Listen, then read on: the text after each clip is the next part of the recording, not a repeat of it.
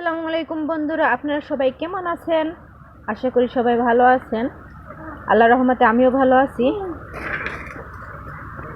আজ আমি শশা মাখা করব। শশা মাখা করার জন্য প্রথমে শশাটাকে খোসা ছাড়িয়ে নিতে হবে। তার আগে আমি লেবু পাতাটাকে ভালোভাবে ধুয়ে বাটিতে তুলে নিচ্ছি। আমি শশাটাকে আগে থেকে আস্তটাই ধুয়ে নিচ্ছি খোসা সহ, তারপর আবার খোসা ছাড়িয়ে ধুয়ে নিব। এখন আমি একটা একটা করে শশার খোসা ছাড়িয়ে নেব। আমি সবগুলো একে একে খোসা ছাড়িয়ে নিতেছি। তারপরে এগুলো কুচি কুচি করে কেটে নিতে হবে মাখা করার জন্য।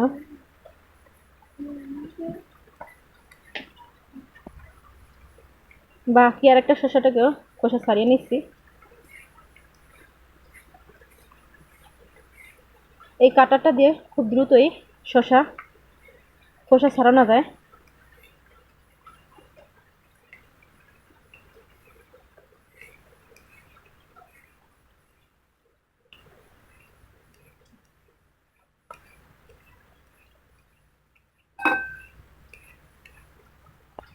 শসাগুলো খোসা ছাড়ানোর পরে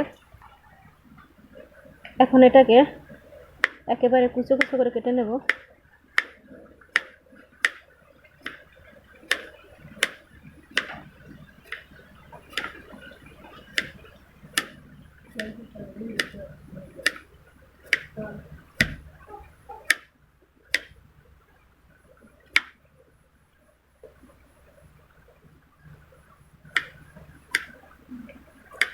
আপনারা আপনাদের পছন্দ অনুযায়ী কুচো কুচো করে কেটে নিতে পারেন।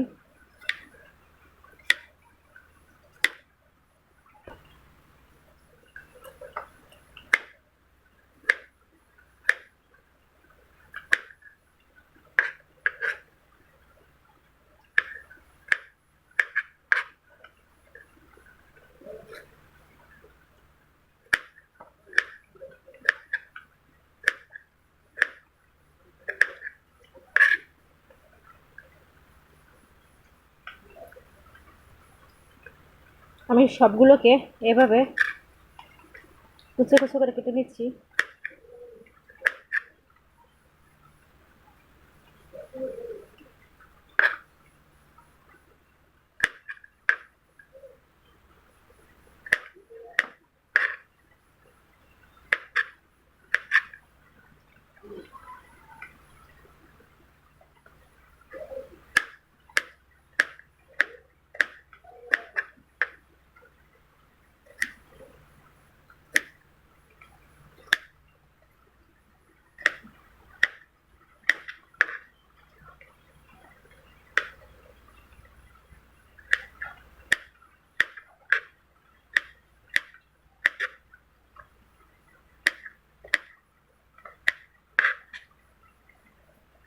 একটা প্রায় কাটা হয়েছে, আর একটা কেটে নেব। এখন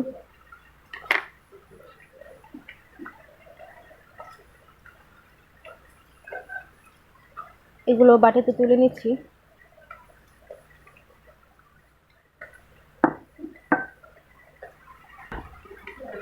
বাকি আরেকটাও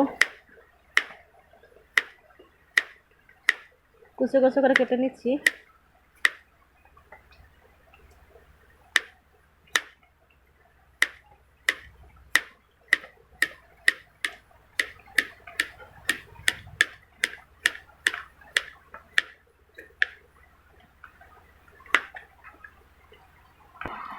বাকি শসাগুলো কাটা হয়ে গেছে।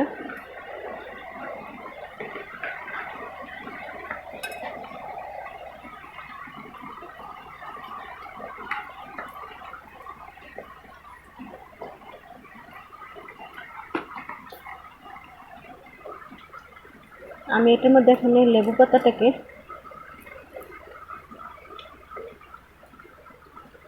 ডাটা ছাড়িয়ে দিয়ে দিচ্ছি।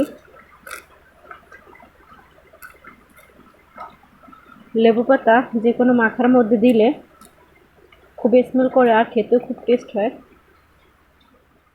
আমি যেহেতু মাখাটাকে বেশি একটু ঝাল করব না, কারণ মাখাটা আমার অনেক বাসায় সবাই খাবে, আমি একা খেলে সেটাতে প্রচুর ঝাল দিতাম।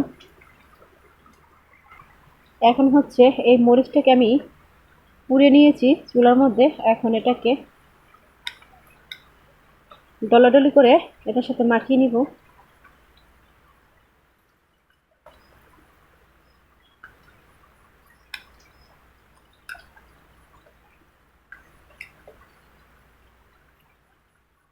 এটার মধ্যে তেঁতুল দিয়ে দিব।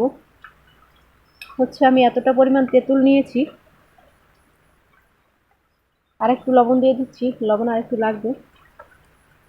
আপনারা আপনাদের স্বাদ অনুযায়ী লবণ দিন।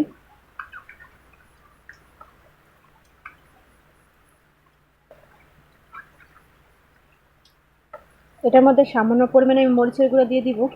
আমি খুবই অল্প পরিমাণ মরিচের গুঁড়ো নিয়েছি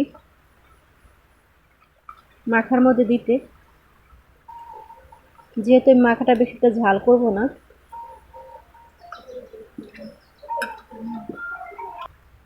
আর একটু লবণ দিয়ে দিচ্ছি।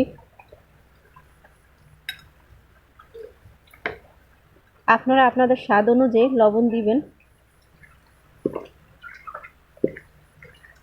যে যতটা লবণ পছন্দ করেন।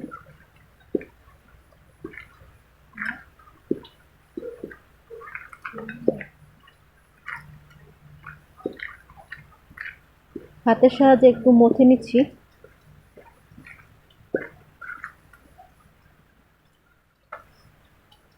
রেডি হয়ে গেল আমার শসা মাখা।